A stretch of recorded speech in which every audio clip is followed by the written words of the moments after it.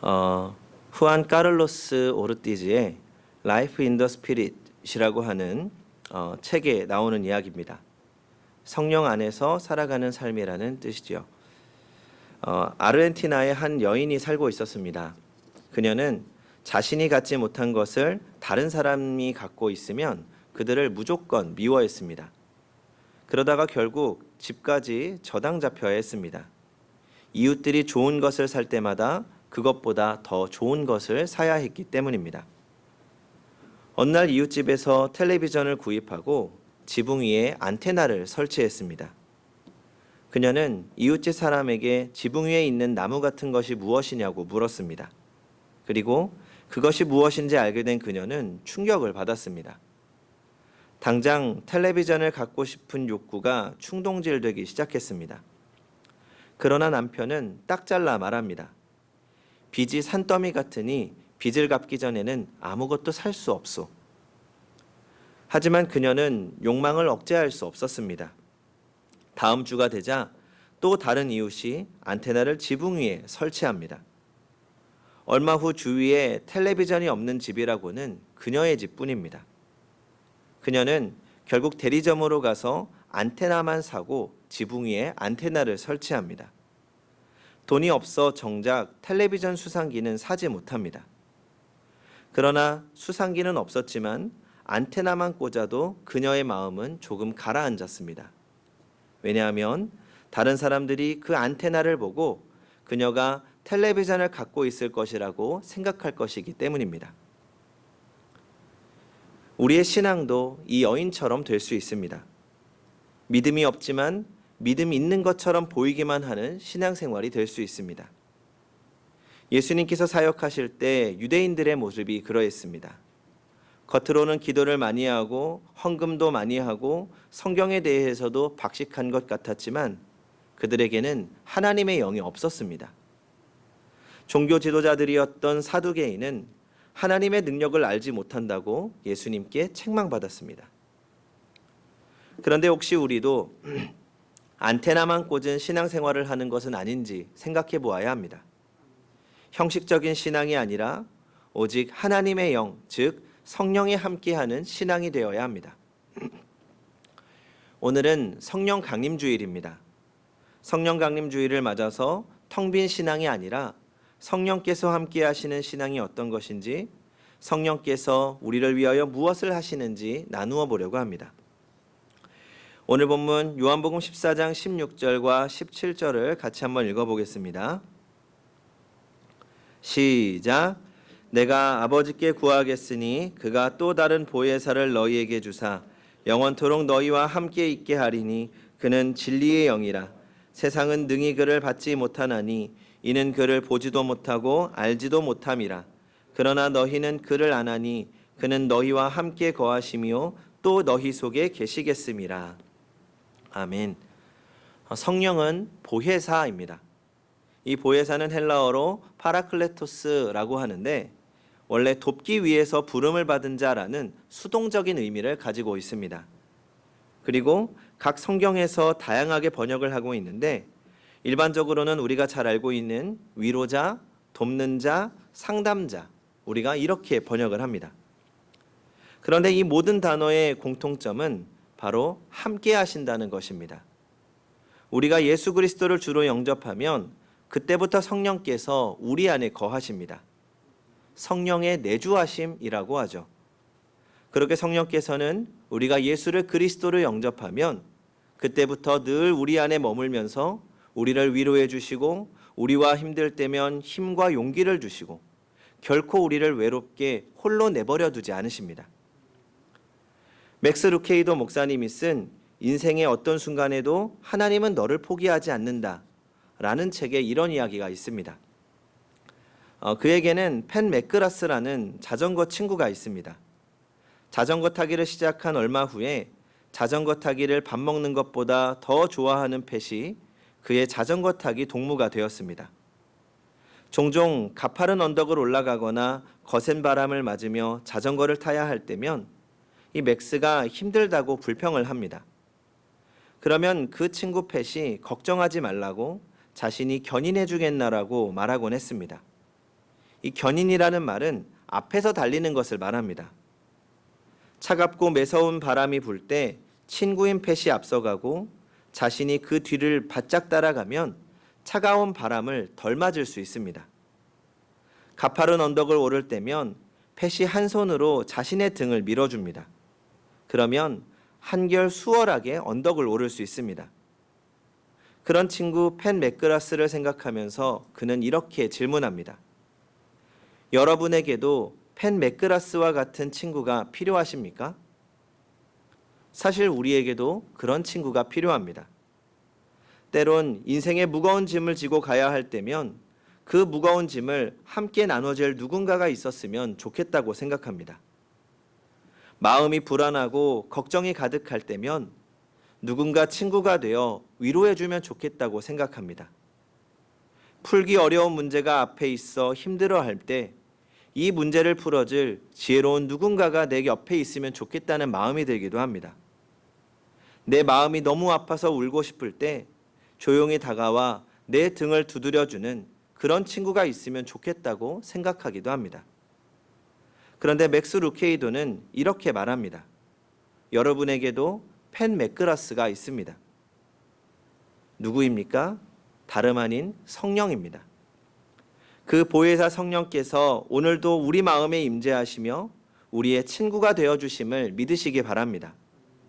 성령께서 내 안에 계시고 성령께서 내 친구 되어주심을 믿는다면 우리는 걱정할 것이 없습니다. 세상이 아무리 우리를 불안하게 한다 하더라도 걱정할 필요 없습니다. 성령께서 우리와 함께 하시고 지지해 주시고 견인해 주시며 우리와 끝까지 함께 하시기 때문입니다. 그러면 성령께서 우리 안에 계실 때, 그러니까 단순하게 손님으로 머무는 것이 아니라 우리의 삶이 성령으로 충만할 때 우리에게는 어떤 일이 일어날까요? 요한복음 16장 20절입니다. 내가 진실로 진실로 너희에게 이르노니 너희는 곡하고 애통하겠으나 세상은 기뻐하리라. 너희는 근심하겠으나 너희 근심이 도리어 기쁨이 되리라. 성경을 보면 예수님이 웃으셨다는 이야기가 기록되어 있지 않습니다. 우리는 일반적으로 예수님의 모습을 떠올리면 십자가를 지신 예수님을 가장 먼저 떠올리게 됩니다.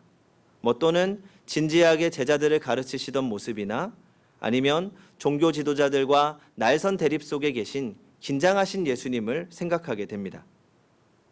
그런데 예수님이 웃으셨다는 기록이 성경에 없다고 해서 예수님이 웃지 않고 사신 것은 분명 아닙니다. 누가복음 10장 21절입니다. 그때 예수께서 성령으로 기뻐하시며 이르시되 천지의 주제이신 아버지여 이것을 지혜롭고 슬기 있는 자들에게는 숨기시고 어린아이들에게는 나타내심을 감사하나이다. 옳소이다. 이렇게 된 것이 아버지의 뜻이니이다. 그때 예수께서 성령으로 기뻐하시며, 여기서 기뻐하셨다는 단어는 너무 기뻐서 펄쩍펄쩍 뛰면서 기뻐하셨다는 뜻입니다.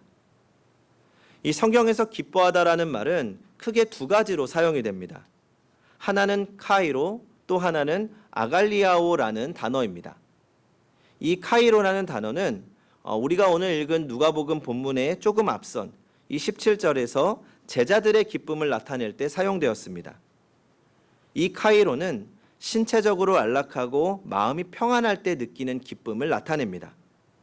그래서 헬라어를 쓰는 사람들은 만나고 헤어질 때 주고받는 인사로 이 단어를 사용합니다.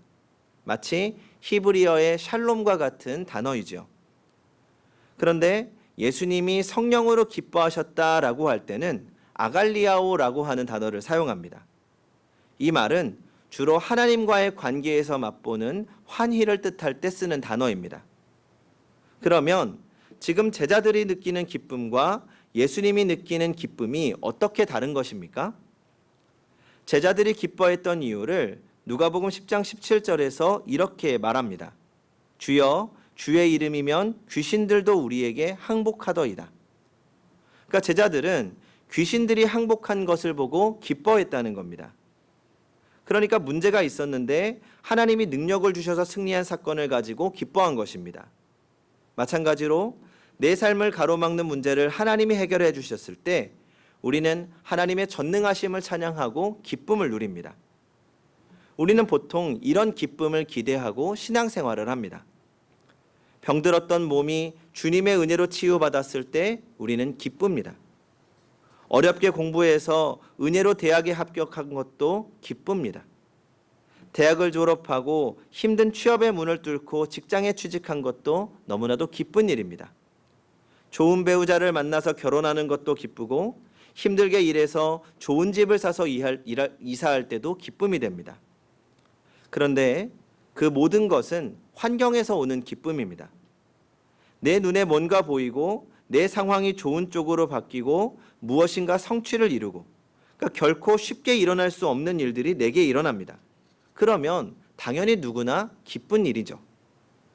특히 우리는 그 모든 것들이 주님의 은혜라는 것을 알기 때문에 기쁨이 넘치게 됩니다. 그런데 우리에게 더 중요한 것이 있습니다. 그것은 내게 그런 일들이 일어나지 않더라도 기뻐할 수 있어야 한다는 것입니다. 눈에 뭔가 보이지 않아도, 내 삶에 성취가 없어도, 내 삶에 어떤 변화가 일어나지 않아도 기뻐할 수 있는 것이 더욱 큰 기쁨입니다. 지금 주님이 느끼신 기쁨이 바로 그것이죠. 그런 의미에서 주님이 누리신 기쁨은 제자들의 기쁨과 질적으로 달랐습니다. 오늘 본문에서 예수님이 하신 말씀은 이렇습니다. 21절입니다. 그때 예수께서 성령으로 기뻐하시며 이르시되 천지의 주제이신 아버지여, 이것을 지혜롭고 슬기 있는 자들에게는 숨기시고 어린아이들에게는 나타내심을 감사하나이다. 옳소이다. 이렇게 된 것이 아버지의 뜻이니이다. 예수님이 기뻐하신 이유가 무엇입니까? 바로 하나님 아버지의 뜻이 이루어진 것을 보았기 때문입니다. 이렇게 내 삶 속에서 하나님의 뜻이 이루어지는 것을 바라보며 기뻐하는 것이 아갈리아오입니다. 카이로의 기쁨 중요합니다. 그렇지만 이 아갈리아오의 기쁨은 한 차원 높은 수준의 기쁨입니다. 예수 그리스도의 십자가 은혜로 구원받은 것에 대한 기쁨, 어렵고 힘든 상황 속에 살고 있지만 주님께서 나와 함께 하시며 그런 주님께서 나를 통하여 하나님의 선하신 뜻을 이루시고 하나님의 신실하심이 언제나 나와 함께 한다는 것, 그 자체로 찾아오는 기쁨입니다. 전 우리가 이 아갈리아오의 기쁨을 누리며 살아가기를 소망합니다. 그리고 그런 기쁨은 단순하게 내 인간적인 감정을 자극하는 것으로 느껴지는 기쁨이 아닙니다. 오늘 본문을 보면 예수님께서 성령으로 기뻐하셨다라고 말씀합니다. 우리가 이 아갈리아오의 기쁨을 누리기 위해서는 성령으로 충만해야 합니다. 텅 빈 우리 안에 성령으로 충만하여서 세상이 줄 수 없는 기쁨, 모든 환경을 넘어서는 기쁨, 하나님의 뜻이 이루어지는 것을 바라보며 찾아오는 기쁨이 우리 안에 가득하기를 소망합니다. 사실은 오늘 설교를 준비하면서 여기까지 작성한 후에 한참을 막혔습니다. 그러니까 왜냐하면 성도님들께 성령으로 충만한 이 아갈리아오의 기쁨에 대해서 뭔가 좀 더 체험적으로 설명을 해드리고 싶었는데 이 도무지 방법이 생각이 안 나는 겁니다. 그래서 어려운 환경 속에서도 성령 충만으로 기쁨을 누렸던 분들을 좀 찾아봤습니다. 수용소에서 성령으로 기쁨을 누렸던 리차드 범브란트 목사님, 어린아기 때부터 눈을 다쳐서 세상을 볼 수 없었지만 은혜로 수많은 찬송가를 만들었던 화니 크로스비, 양팔과 다리가 없지만 늘 기쁨으로 희망을 전했던 닉 부이치치, 그 외에 많은 사람들의 이야기를 찾아봤지만 우리가 잘 알고 있는 것처럼 그분들의 삶에 어려움들이 있었지만 성령을 주시는 기쁨으로 충만했던 분들입니다. 하지만 우리가 너무나 잘 알고 익숙한 이야기일 뿐만 아니라 우리의 현실과는 좀 동떨어진 이야기들이었죠. 사실 저에게도 잘 공감이 되지 않는데 우리 성도님들에게 그분들의 삶의 이야기로 성령으로 충만한 기쁨을 전달하기에는 부족하다는 생각이 들었습니다. 그래서 더 이상 설교를 작성하지 못하고 한 이틀 정도 한참을 헤맸습니다. 그래서 이 설교를 그대로 마무리해야 되나 아니면 오늘 본문을 바꿔야 되나 계속 고민을 했습니다. 그러다가 지난주 목요일에 우리 교회 새로 부임하신 이 안정돈 목사님께 카카오톡으로 연락을 드렸습니다. 다름이 아니라 오늘 전하게 될 설교의 본문 말씀을 전달하기 위해서입니다. 그러니까 이번 주 오늘 안정도 목사님이 청소년부 설교를 준비하시는데 이 가능하면 같은 본문으로 말씀을 나누고 싶다고 하셨기 때문입니다. 참 좋은 생각이라고 동의했습니다. 왜냐하면 이상적인 기독교 교육 환경 중 하나는 주일에 어린아이부터 장년에 이르기까지 같은 본문을 가지고 예배를 드리는 겁니다. 각자 다른 환경에서 예배를 드리지만 같은 본문을 듣고 가정에 돌아와서 같은 주제로 신앙의 나눔을 할 수 있기 때문입니다. 아무튼 그래서 더 늦으면 이 안정도 목사님이 곤란하실 것 같아서 먼저 본문을 드리고 어떻게든 마무리를 좀 해보려고 했습니다. 그렇게 메시지를 보냈습니다. 목사님, 이번 주 본문입니다. 요한복음 14장 16절과 17절, 누가복음 10장 21절 두 개입니다. 그러자 안정도 목사님이 본인은 누가복음으로 본문을 정하겠다고 하셨습니다. 그러니까 요한복음은 이 청소년들에게 좀 어려울 것 같다고 생각하신 겁니다.